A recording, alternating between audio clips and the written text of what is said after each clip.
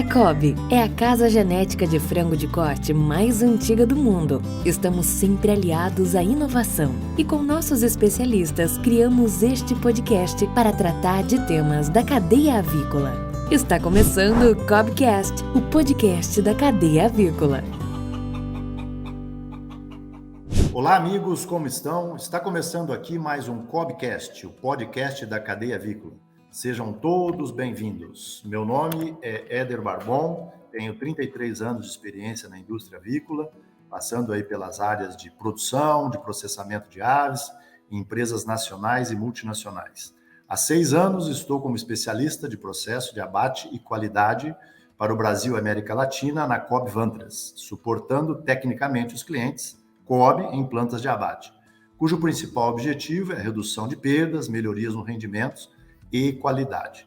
Mas antes de começar nosso bate-papo de hoje, é importante lembrar que você que gosta do Cobbcast, curta e nos siga nas principais plataformas de áudio, em nosso canal de YouTube, e não esqueça de ativar o sininho no YouTube para você ser notificado quando sair um novo episódio. Dando continuidade na nossa temporada, estamos abordando algumas questões e vamos tirar dúvidas sobre processamento e mercados de frangos. E o tema do nosso 7º episódio será manejo na criação de frango para reduzir as perdas na planta de abate. E quem vai estar conosco aqui hoje é um grande amigo, um técnico que eu admiro bastante, é o nosso colega Luiz Carlos Farias. Ele é gerente de avicultura da Cooperativa Aurora e também participa da Comissão Científica do Brasil Sul. Olá, Farias! É um prazer recebê-lo aqui no Cobbcast hoje para falar um pouquinho sobre qualidade de frango e desde o início te agradeço a disponibilidade de estar conosco. Com certeza os nossos ouvintes vão aproveitar muito esse bate-papo pelo teu conhecimento, a tua experiência de mercado e todos esses anos na avicultura. Farias, seja muito bem-vindo, mais uma vez obrigado de estar conosco. Por favor, queria que você fizesse a sua apresentação para a gente começar esse bate-papo de hoje. Muito obrigado mais uma vez. Bom dia a todos, obrigado pelo convite, Éder. Muito obrigado por estar podendo participar dessa gravação e falar um pouquinho sobre a avicultura, que é o que a gente sabe trabalhar. Eu trabalho na área de avicultura desde os anos 90, sou formado em Santa Maria, na Universidade Federal de Santa Maria. Depois fiz uma especialização em produção de frangos na Uno Chapecó, Uno ESC antigamente. E estou na Aurora, trabalhei 10 anos, tive uma parte na área comercial, em 2 companhias multinacionais, e agora eu retornei para a Aurora já há 15 anos. Então é um prazer estar aí com vocês e ver se a gente consegue passar um pouco do que a gente sabe. Um abraço. Muito bom, Farias. Muito bem-vindo mais uma vez. E o Farias é uma pessoa que teve experiência não só na área de produção, também como na área comercial. E, sem dúvida, hoje vai contribuir bastante com os nossos ouvintes. Bom, Farias, iniciando o nosso papo de hoje, nossa preocupação, o Brasil, nós somos o primeiro exportador mundial de frango e sabemos produzir frango de maneira excelente e produzimos uma excelente qualidade de carne. E comparado aos outros países, nossos principais concorrentes, uma questão que nos questiona, todo mundo questiona bastante, são as perdas dentro das plantas de abate que ocorre hoje. E isso a gente vem trabalhando bastante, né? E comparativamente o Brasil é um país que acaba tendo mais perdas dentro da planta de abate que os demais concorrentes. E nós sabemos também, e hoje é o nosso tema aqui para a gente falar um pouquinho, sobre a importância, né, da matéria-prima ou do frango vivo chegar no frigorífico para que a gente consiga fazer um produto de boa qualidade. E, sem dúvida, a matéria-prima é fundamental. Eu uso sempre dizer o seguinte, que o frigorífico só piora a qualidade do frango, né? Então, se ele vem do campo, a gente acaba piorando, mas se ele vem ruim, aí a gente piora ainda mais. Então, o nosso papo de hoje vai ser focado nisso e eu iniciaria aí a nossa conversa pelos pintinhos, né? Você, com toda a experiência, qual é a importância hoje do pintinho, né? na chegada desse pintinho, a qualidade desse pintinho, para produzir um frango de boa qualidade, Farias? Quais são as preocupações, o que a gente precisa ter para a gente fazer um frango de boa qualidade relativamente aí à qualidade de pintinho? Bom, a pintinho é o começo de tudo, né, na produção, né? Tu tem um pintinho de baixa qualidade, tudo que começa mal termina mal, né? Então é o start ali. Eu acho que eu penso que no mínimo os pintinhos têm que ser livres de doenças, né? Ou seja, nada de doenças transmitíveis, com baixa contaminação bacteriana, livre daquelas onfalites, infecções que podem complicar, recebendo esse pintinho bem hidratado. E aí você tem um bom manejo na primeira semana, que você deve considerar a temperatura ambiente, temperatura de cama, uma boa ventilação, para não trazer consequências lá no finais, associado a uma nutrição adequada que faça com que ele tenha um bom desenvolvimento e consiga se desenvolver e também ser livre das infecções, porque eu sempre falo o seguinte: tão importante quanto você fazer uma boa desinfecção para receber esses pintinhos, é importante manter essa contaminação em baixa durante a vida da criação dos frangos.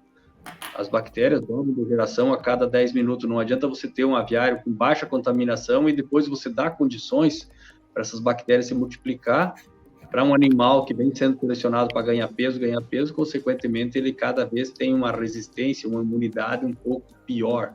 Ou seja, então fazer com que o manejo você mantenha a contaminação em baixa e você consiga chegar no final com um frango bom, baixa mortalidade e consequentemente com menos problemas de condenas no abatedor.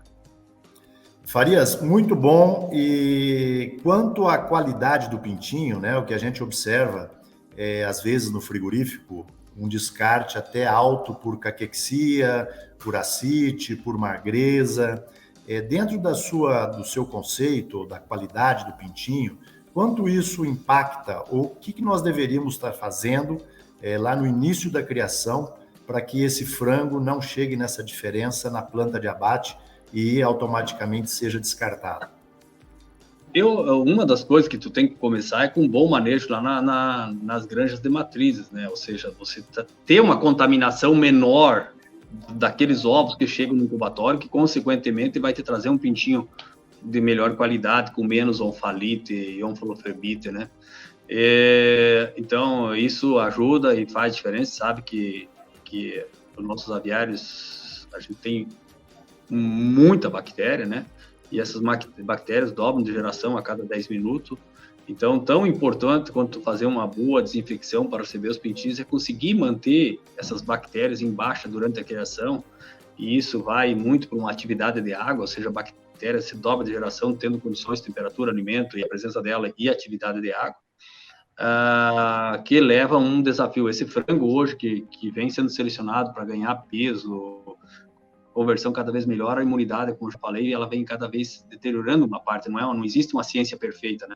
E esse animal sofre mais com as infecções. Também, associado a isso, está uma densidade, que a gente tem colocado a densidade alta, porque hoje as granjas têm um custo elevadíssimo para se fazer, e tem que ter um payback. Esse payback é o que é? É o valor pago por aves associado ao número de aves. Então, a gente normalmente puxa uma densidade mais alta para ter um payback dessas granjas, que tem consequência como uma competição maior dentro dos aviários, e aquele frango, aquele pintinho que veio mais pequeno, que teve um pouquinho mais de contaminação, alguma coisa, ele vai ter uma consequência, provavelmente uma caquexia, uma desuniformidade, um tamanho menor, que vai chegar no abatedouro com uma diferença aí de 1 quilo até 2 quilos de diferença, e que são condenados. Agora, a resposta é o seguinte: quando o mundo perfeito, todo mundo sabe, agora não anda as coisas assim, né? Quando falta ovos, o que você faz? Vai descartar? Quando você tem dificuldade de granja, você vai botar menos frango por metro quadrado? Então, na nossa integração é sempre trabalhado assim, é tudo vai no máximo para ter um retorno econômico, porque nós trabalhamos com margens muito pequenas, muito apertadas, né? Então, saber o que dá para fazer, a gente sabe. O problema é até onde que eu posso fazer que é econômico. Essa é a resposta que a gente nunca tem e que muda de tempos em tempos. Ou seja, depende das condições, você consegue fazer uma coisa, depende das condições, você não faz outra. Perfeito. E Farias, eu queria te ouvir um pouquinho, na verdade, a gente preconiza também aí no campo essa divisão, né, de matrizes mais novas e matrizes mais velhas, ou seja, tamanho do pintinho da matriz até uma certa idade, ou 30, 35, ou 40 semanas, tem um peso de ovo e tem um tamanho de pinto. E depois das 45 é outra realidade. Essa mistura também, eu acredito que impacta bastante nesse percentual de refúgio, correto? Com certeza. Outra coisa, tu pega hoje granjas aí com 35, 40 mil pintos alojados, 50, 60 mil pintos. Quem que consegue ter origem da mesma matriz? Quem tem núcleo hoje de 150, 200 mil galinhas? Né? Que você vai fazer sexado. Então, existe sempre uma mistura de pintinhos, né? 3, 4, 5 origens. Quando você faz sexado é pior ainda, né? Quando você tem macho e fêmea, né? Quando é misto ainda tu diminui pelo menos a chance de misturar. E isso você mistura pintinhos de diferentes idades, às vezes de matriz, né? Outra coisa, o que se faz quando sobra aqueles 5 mil pintos de um núcleo, 5 mil pintos do outro, 5 mil lá no incubatório? O que você faz? Descarta? Não, você mistura e forma um novo lote que vai ali com 5, 10, 15 origem, com diferença de idade de matriz. E isso vai afetar, quando chegar lá no abatedor, não tem o pintinho que vem com a 35 gramas, 32 gramas, depende da viagem, e o que está com 45 gramas, isso tem trabalhos falando que para cada grama na fase inicial dá no mínimo 10 no final, né?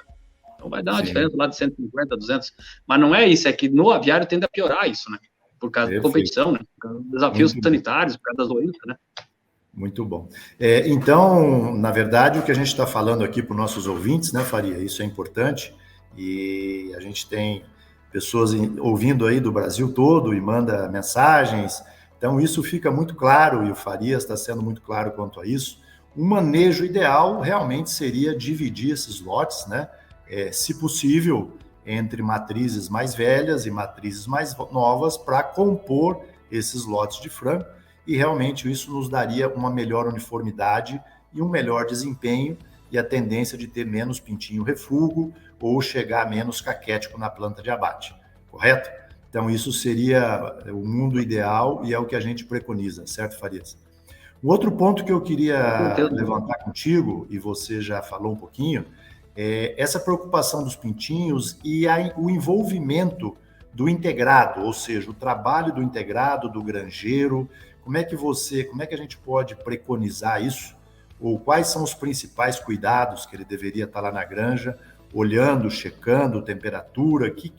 Fala um pouquinho aí para os nossos integrados que também ouvem a gente, o que ele pode fazer um pouquinho mais para tentar melhorar a qualidade desse pintinho, resultados ou técnico, e automaticamente o resultado da carcaça, né? A qualidade da carcaça.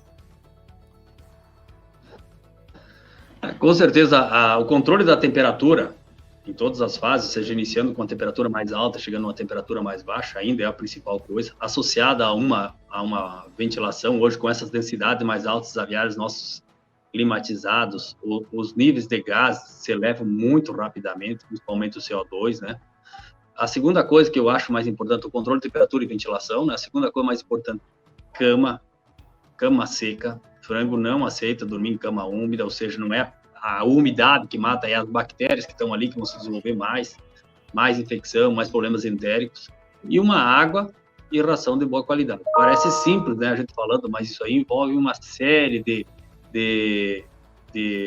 manejo dentro da granja para ter esses 4 fundamentos funcionando, né? Ou seja, regulagem de nível, ventilação, espaçamento, aquecimento, tudo para conseguir ter uma temperatura boa, uma umidade de cama baixa, um consumo de ração ideal, um consumo de água ideal. Perfeito. Então, e Farias, isso a gente sofre muito no frigorífico, né? Principalmente não só no desenvolvimento bacteriano dessa cama, mas a qualidade das patas, né? Principalmente as plantas aí que exportam patas para a China. Isso é uma dificuldade enorme quando se trabalha aí com uma cama úmida, porque a gente acaba perdendo qualidade de pata e aumenta o percentual de calos, né? e isso acaba perdendo, ou seja, as perdas na planta de abate, ela acaba aumentando bastante, principalmente aí na questão de patas e também na contaminação. Então, acho que esse aí realmente é um fator importante, né, para se considerar em ter esses frangos aí com uma qualidade cama e umidade, né? E, assim, pensando mais nesse controle do integrado, em volta das granjas, o contato com animais, com galinhas, caipira, como é que está esse controle, Farias? E qual é a preconização, principalmente frente agora, a gente está vendo aí o desafio que está chegando na América Latina e já passando por todos praticamente nossos concorrentes com influenza aviária, e graças a Deus o Brasil está livre e queremos continuar livre, né? Como é que você vê isso? Qual é a preconização hoje de visitas de animais?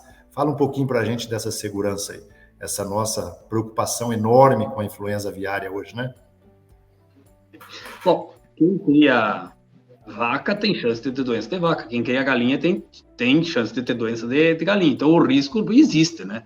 Então hoje é blindagem total, né? Ou seja, você impedir, evitar visitas ao máximo, ou seja, tentar manter aquela cadeia epidemiológica única de você o criador, o técnico no máximo que vai lá, e as tuas aves, evitar visitas externas de qualquer tipo de pessoas, evitar a entrada de animais que eles podem transmitir, cuidados, principalmente nas regiões que tem aves aquáticas, aí tentar blindar o máximo até dos animais sentarem próximo às granjas, né?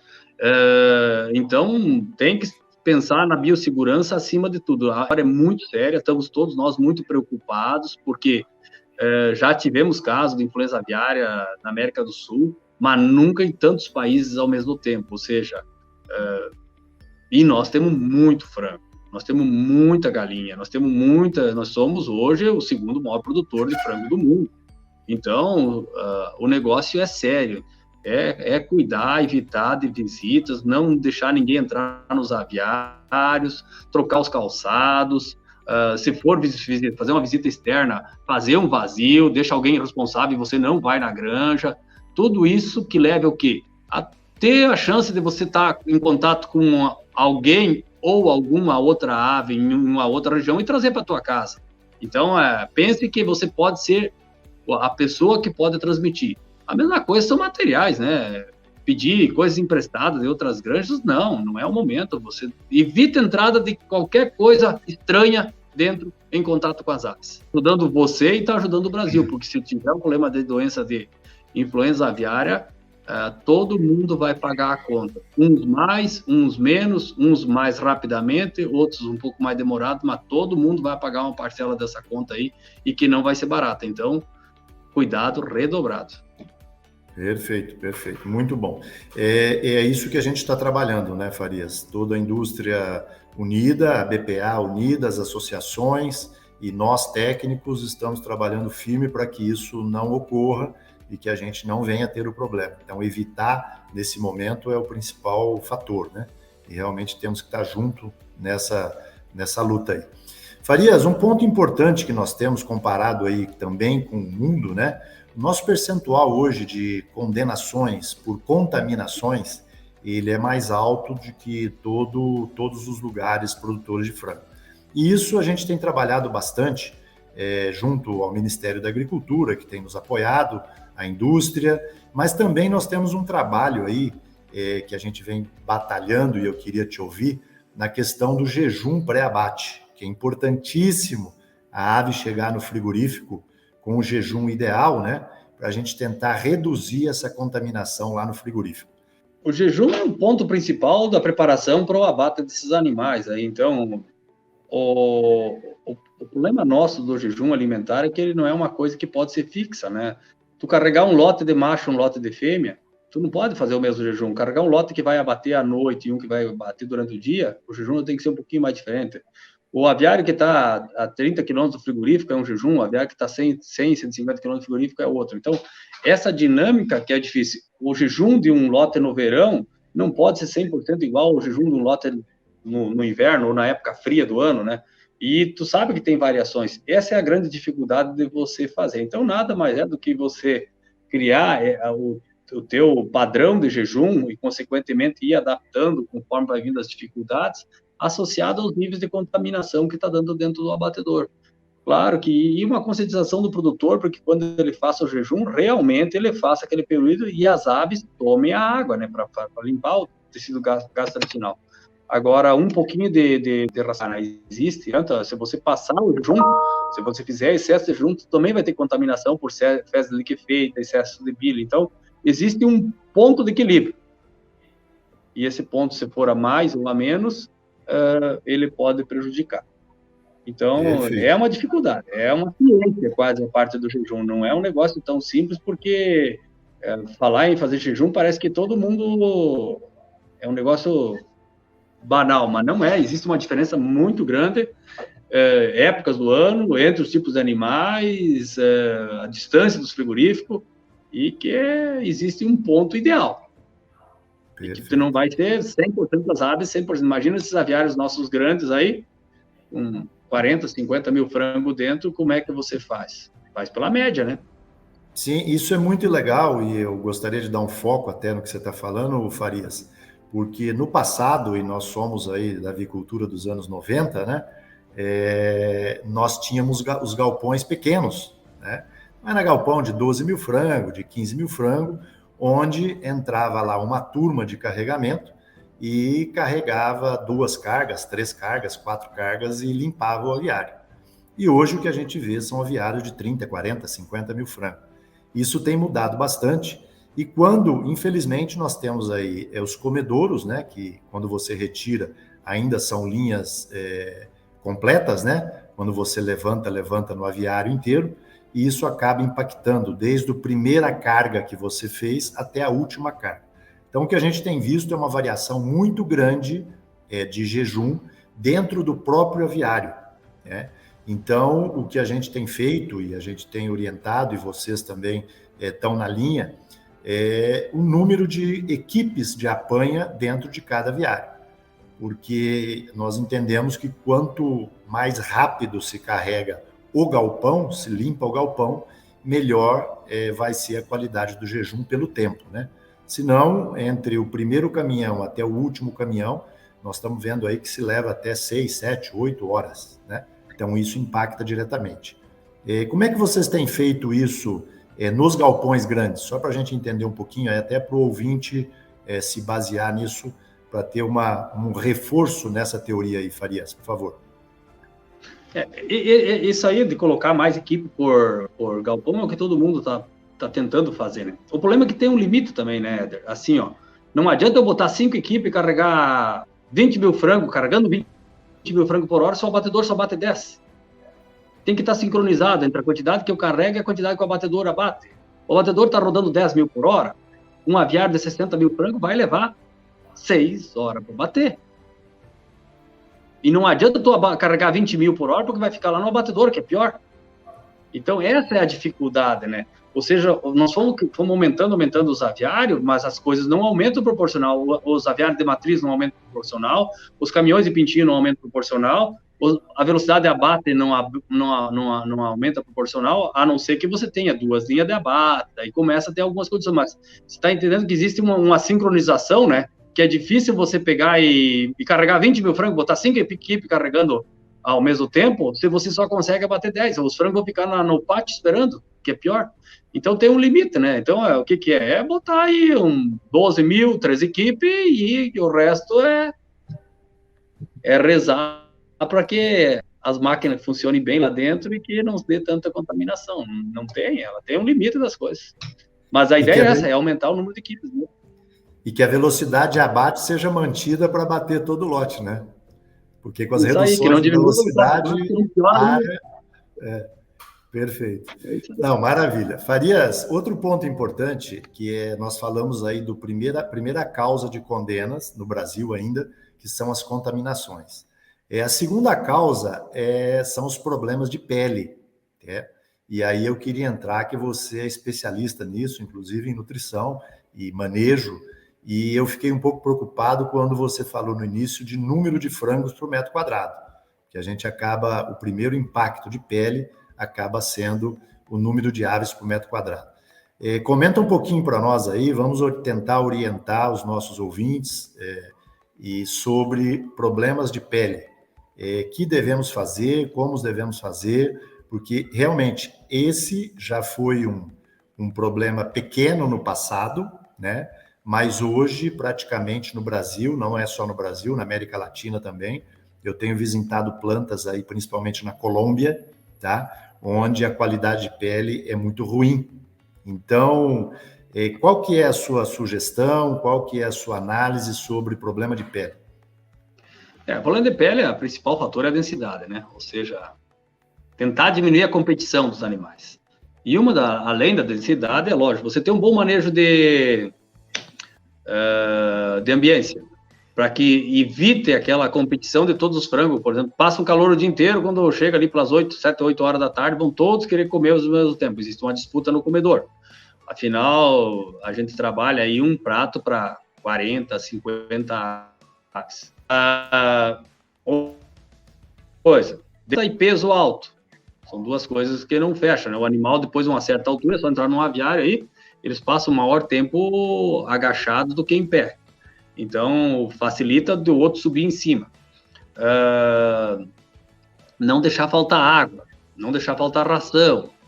Tudo isso, e claro, se você tiver condições de botar uma densidade mais baixa e que o produtor lá consiga ter rentabilidade, ou você consiga compensar no valor pago por água, você vai estar ajudando para ter esse menos problema de pele, né? Porque os maiores problemas de pele são duas coisas básicas, né? Ou é o riscado pela própria unha do frango do posto que sobe em cima, ou as dermatites por um excesso de umidade. E isso está 100% relacionado com densidade e disputa por comedor, o bebedor, né? Então, aí de novo vem onde é o ponto econômico da coisa, até onde que eu posso diminuir a densidade, que a coisa gira, que você pague, que existe um payback pelas granjas, que o produtor fica motivado, que vale a pena economicamente dele ter um aviário.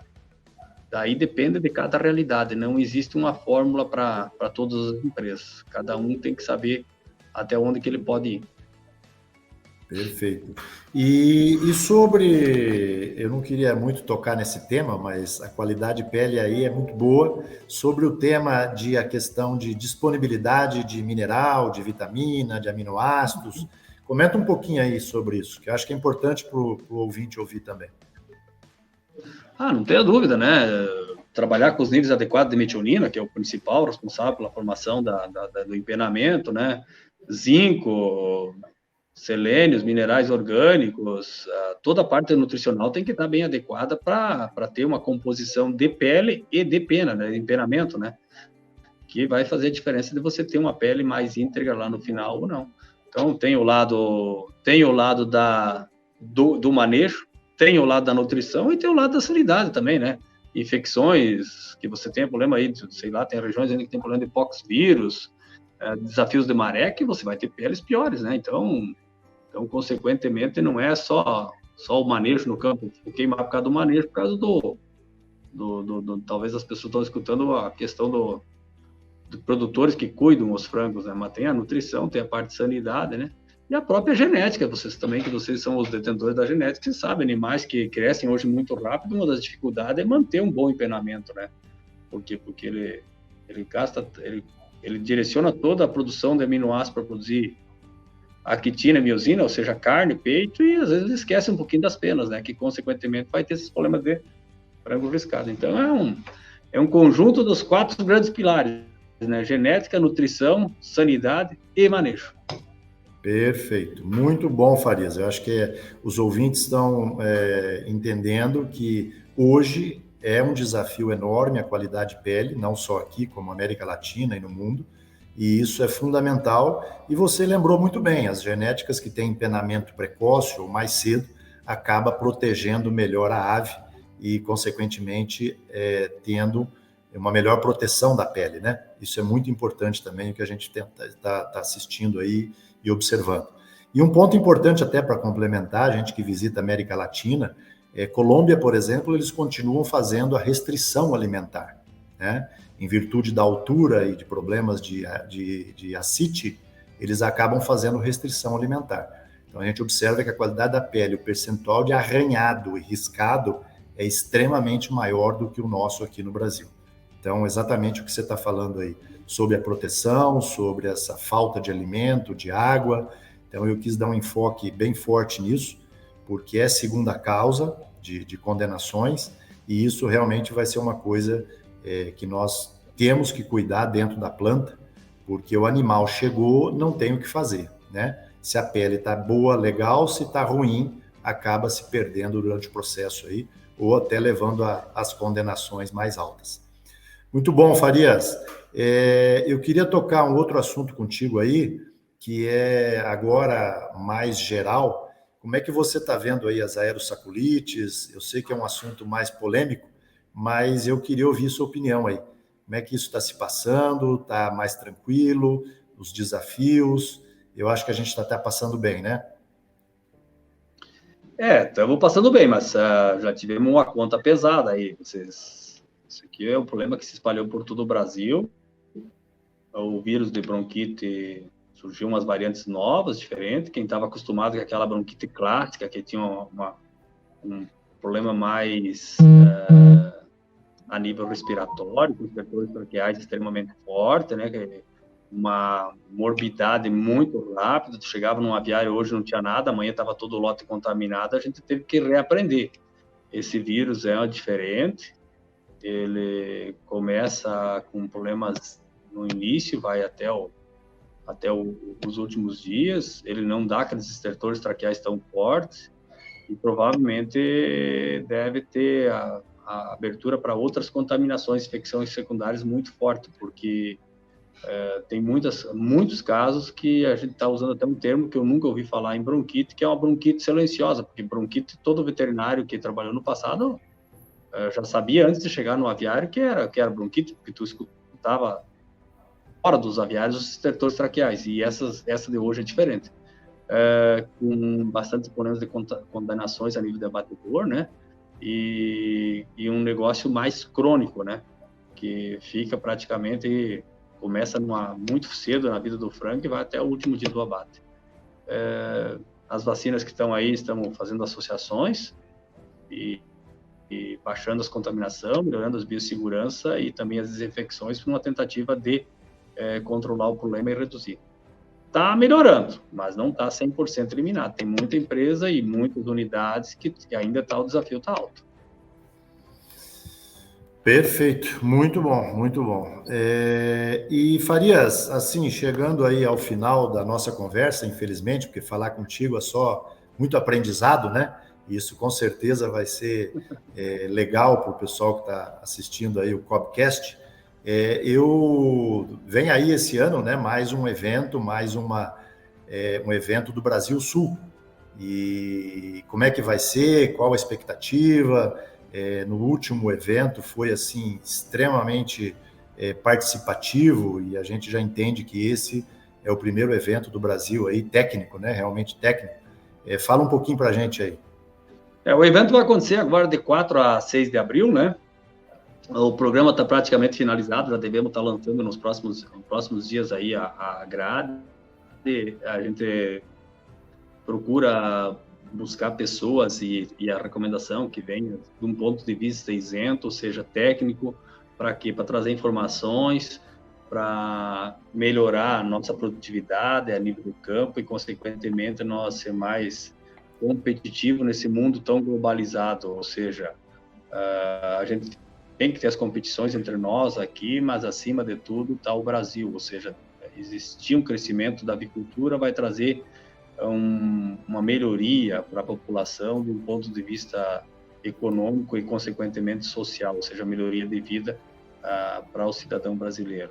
Nós temos um clima favorável, nós temos grãos, nós temos água e temos pessoas com conhecimento para produzir frango muito bem. Então, isso a gente não pode perder, mas também a gente não deve imaginar que as outras pessoas em outras partes do mundo também não estão melhorando. E se nós ficar parado, simplesmente ficar parado já é um passo para trás. Ou seja, nós temos que melhorar a cada dia, tem que trazer informações, trazer conhecimento, e poder transformar esse conhecimento em ações, ou seja, transformar isso, fazer com que aconteça nos nossos aviários, na nossa produção, e consiga cada vez mais produzir mais com menos, porque nesse mundo globalizado o mercado não perdoa, ou seja, o custo é o que manda e acima do preço de venda. Perfeito. Muito bom. Farias, mais uma vez, muito obrigado. Uma satisfação em falar contigo. Certamente nós teríamos assunto aí para falar o dia todo, mas infelizmente o nosso podcast é um pouco mais curto para não ficar cansativo também para o ouvinte. Quem sabe nas próximas edições nós continuamos nosso papo. Eu agradeço mais uma vez a tua disponibilidade de estar conosco e deixo aí a palavra aberta se você quiser fazer mais alguma consideração. Não, eu também agradeço a COB e parabenizo vocês pela iniciativa, isso é importante, uma troca de ideia, um pouco de conhecimento. A gente está, como diz um cantor aqui do Rio Grande, a gente está sempre ensinando e está sempre aprendendo, né? Então, feliz do homem que tem coisa para aprender, né? Porque, ao mesmo tempo que quando eu passo algumas informações, eu aprendo também, e existe uma coisa chamada reciprocidade. Com certeza, a gente vai também receber um monte de informações de outras pessoas que nos ouvem e nos ajudam também. E nos vemos aí, quem puder estar aí no dia 4 a 6 de abril em Chapecó, no Simpósio Brasil do Sul, para a gente trocar mais ideias. Um abraço a todos. Muito obrigado, Farias. E assim terminamos nosso 7º episódio, Manejo Ideal na Criação de Frangos de Corte para reduzir as perdas na planta de abate. Muito obrigado mais uma vez ao nosso grande amigo Farias e que Deus abençoe a todos. Está começando o Momento Dica de Bem-Estar Animal para gestores de avicultura. As auditorias de bem-estar devem incluir avaliação do processo do atordoador para confirmar a eficiência do sistema de atordoamento. O auditor deve permanecer imediatamente após o equipamento elétrico de atordoamento e antes da sanguinação através da lâmina ou faca para observar a postura e o comportamento das aves. Especificadamente, o auditor deve procurar aves atordoadas que tenham asas próximas ao corpo, um movimento convulsivo e sem sinais de reflexo de endireitamento, vocalização ou movimento voluntário. Cada linha de processamento deve ser avaliada para garantir a conformidade com a expectativa de atordoamento.